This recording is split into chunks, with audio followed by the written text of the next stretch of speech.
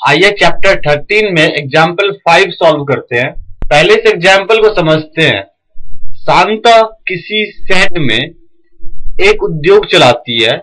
यह शेड एक cuboid type का है, यानी कि शेड का जो शेप है वो क्यूबॉइड के शेप में है, जिस पर एक हाफ सिलेंडर सरमाउंटेड है, जैसा कि इस फिगर में दिया हुआ है।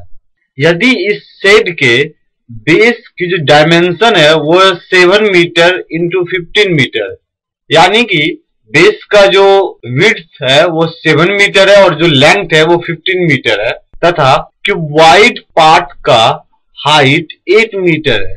तो हमें इस क्वेश्चन में शेड में आ सकने वाली एयर का वॉल्यूम निकालना है, और दोबारा हमें एक सेकेंड केस में यह मान लेना है कि शेड में रखी हुई मशीनरी 300 मीटर क्यूब स्थान घेरती है और शेड में 20 लेबर है, जिसमें से प्रत्येक 0.08 मीटर क्यूब के एवरेज से स्थान घेरता है।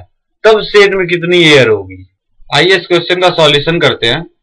Now length, base and height of cuboid is equal to R. Length question में दिया हुआ है 15 मीटर, बेस 7 मीटर है और हाइट जो है वो 8 मीटर है। Length and diameter of half cylindrical portion. Half cylindrical portion जो है उसकी लेंथ और डायमीटर होगी। लेंथ 15 मीटर ही होगी और डायमीटर जो है वो 7 मीटर होगी। हम अपने फिगर में देखते हैं, ये विड्थ है, 15 मीटर लेंथ है और 8 मीटर हाइट है। इसकी वाइड के ऊपर एक सिलिंड्रिकल पोर्शन सरमाउंटेड है। तो ये जो लेंथ है 7 मीटर, ये सिलिंड्रिकल पोर्शन की डायमीटर है, और ये टोटल पोर्शन यहाँ यानी 15 मीटर, ये सिलिंड्रिकल पोर्शन की हाइट या फिर हम इसे लेंथ कह सकते हैं। और जब डायमीटर 7 मीटर है तो रेडियस हो जाएगा 7/2 metre. The volume of air when no machinery and no any workers are in the shed is equal to. अब हम उस शेड में जो एयर है उसका वॉल्यूम निकाल रहे हैं जब कोई भी मशीनरी और कोई भी वर्कर्स उस शेड में नहीं है। तो ये इक्वल होगा volume of cuboidal portion plus volume of half cylindrical portion is equal to cuboidal portion का वॉल्यूम निकालने का फॉर्मूला है length into breadth into height plus volume of half cylindrical portion. हमें सिलिंड्रिकल पोर्शन का volume का जो formula होता है वो होता है pi R square into H.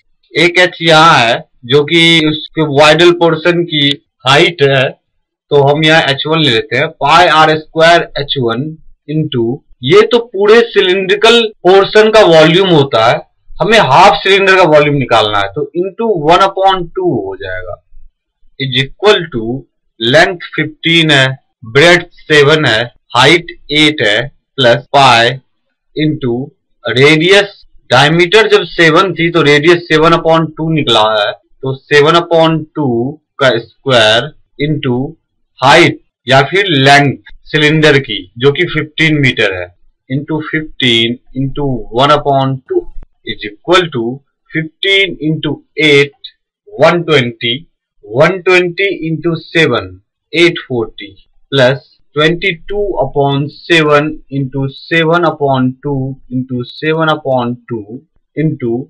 15/2। 7 7 cancel, 2 से 11 टाइम में 22 कैंसल, तो इज इक्वल टू 840 प्लस 288.75 is equal to 1128.75 metre cube. हमने एयर का वॉल्यूम निकाला शेड में जब कोई मशीनरी और कोई भी वर्कर नहीं थे, तो एयर का जो वॉल्यूम आया है वो आया 1128.75 मीटर क्यूब। लेकिन क्वेश्चन में कहा गया है कि 300 मीटर क्यूब स्पेस मशीनरी ले रही है और उस शेड में 20 वर्कर्स हैं जो कि 0.08 मीटर क्यूब के एवरेज से स्पेस ऑक्युपाई कर रहे हैं। Total space occupy by machinery is equal to 300 metre cube. Question में दिया हुआ है कि मशीनरी जो है वो 300 मीटर क्यूब स्पेस ऑक्युपाई कर रही है। Total space occupy by workers, एक वर्कर्स जो है वो 0.08 मीटर क्यूब जगह ले रहा है, तो 20 वर्कर्स है तो 0.08 इंटू 20 मीटर क्यूब स्पेस सारे वर्कर्स मिलके ऑक्युपाई करेंगे is equal to 1.6 metre cube. Therefore volume of air when workers and machinery are in the shed is equal to, total volume हमने निकाला था जब मशीनरी और वर्कर्स शेड में नहीं थे, वो था 1128.75 और मशीनरी जो स्पेस ऑक्युपाई कर रही है वो इसमें से माइनस होगा और वर्कर्स भी जो स्पेस ऑक्युपाई कर रहे हैं वो भी इसमें से माइनस होगा is equal to 1128.75 minus 301.6 is equal to 827.15 metre cube. Hence, volume of air in the shed equal to 827.15 meter